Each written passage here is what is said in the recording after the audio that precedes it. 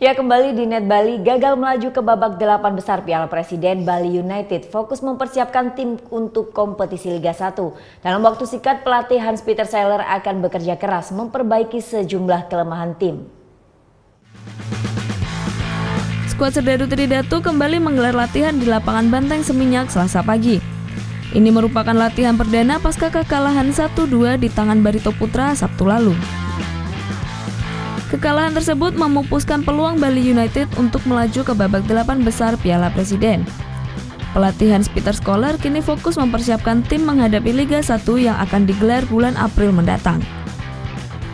Pelatih asal Rumania ini akan bekerja keras membenahi sejumlah titik lemah di antaranya penyelesaian akhir. Dalam sesi Selasa pagi, pemain sayap dan striker mendapat porsi khusus latihan mengirim umpan silang hingga menjebol gawang lawan.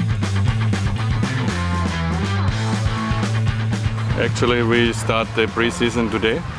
We are working on the technique, on the skills, on the physique. So we will train almost every day 2 times. And yeah, the players doing well.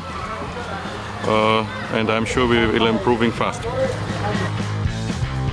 Sementara penyerang asal Australia Dumba Makece yang baru sepekan dikontrak harus angkat kaki karena penampilannya yang mengecewakan di Piala Presiden.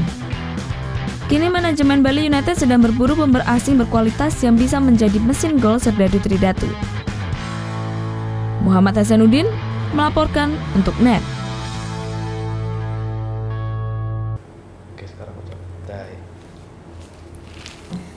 Udah selesai kan nontonnya? Nah, jadi jangan lupa buat like, komen, dan subscribe ya.